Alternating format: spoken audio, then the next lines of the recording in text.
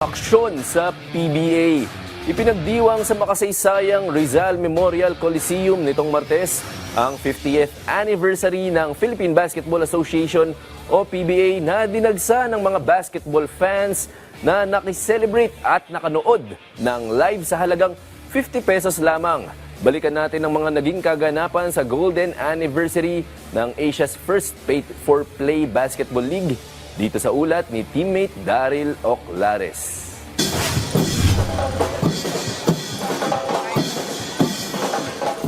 Napuno ng nostalgia ang Rizal Memorial Coliseum sa lungsod ng Maynila kung saan ipinagdiwang ang 50th anniversary ng kauna-unahang professional basketball league sa Asia na Philippine Basketball Association o PBA. Dahil araw ng kagitingan nitong Miyerkules, dumagsa ang mga basketball fans na nabigyan ng pagkakataon na makanood ng live sa halagang 50 pesos na may kasama pang PBA 50th anniversary t-shirts. Bago umarangkada mga laro, nakausap ng PTV Sports ang ilang mga long-time PBA fans na matyagang pumila para manood ng mga aksyon sa Golden Anniversary ng pambansang liga. Dito nila ibinahagi ang dahilan kung bakit patuloy ang kanilang pagtangkilik sa PBA.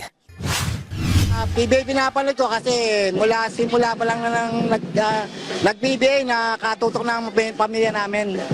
Hanggang ngayon, patuloy pa rin pinapatronize manood ng PBA. Maganda PBA, kaya panoorin nyo. Gusto ko kasing makita lahat ng mga players, lahat. Suporta talaga ako sa PBA. Ito talaga yung larong Pilipino.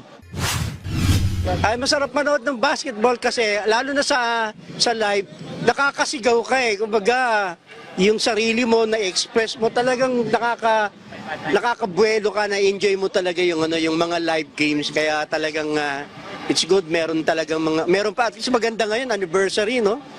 So mababa yung price ng ticket. Hindi naman nabigo ang fans sa napanood nilang laban dahil matinding hardcourt action ang kanilang nasaksihan sa 50th anniversary games ng liga kung saan buena manong nagtapat ang Magnolia Chicken Templados Hot Shots at Converge Fiver Xers. Dito ay mas nanaig ang Magnolia kontra Converge 83-71 sa punguna ni Ian Sanggalang na gumawa ng 18 points, 9 rebounds at 4 assists sa kabila man ng kanyang match-up sa dalawang big man ng Fiver Xers na sina Justin Arana at Justin Baltasar.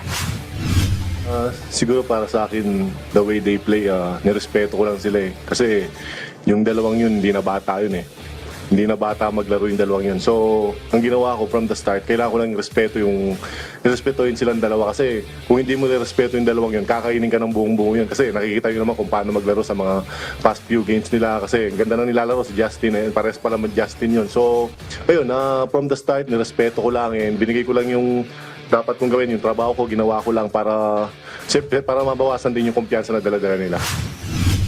Samantala, naging throwback naman ang laban sa pagitan ng Meralco Bolts at San Miguel Beermen na nagsuot ng kani-kanilang mga retro jerseys. Bago magsimula ang laro, isang ceremonial toss ang isinagawa sa pangunguna ni PBA Commissioner Willie Marcial at PBA legends Jimmy Noblesada at Elmer Cabahug.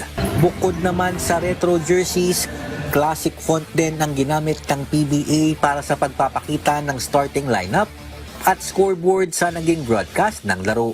Matapos ang 48 minutes ng sagupaan sa hardcourt, wagi ang Beermen kontra sa Bolts 110-98 sa pamumuno ng isa sa mga makasama sa PBA's 50 Greatest Players list na si Junmar Fajardo na kumamada ng double-double 28 points, 10 rebounds, dagdag pa ang 4 assists. Samantala, nagpasalamat naman si Kume Marcial sa mga basketball fans na nakiselebrate sa kanilang 50th year. Ani Marcial, sana ay hindi sila magsawang manood at suportahan ang mga laro sa PBA.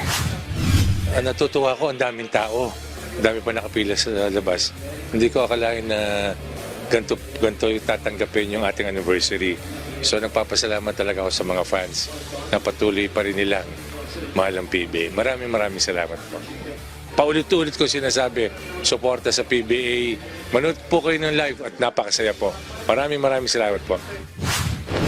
Hindi pa tapos ang paggunita sa Golden Anniversary ng PBA dahil magpapatuloy ang selebrasyon sa April 11 sa Soler North kung saan magsasagawa ng formal ceremony para mailuklok ang 10 dagdag na players sa PBA's 50 Greatest Players List. Mula rito sa Rizal Memorial Coliseum, Daryl Oclares para sa Atletang Pilipino para sa Bagong Pilipinas.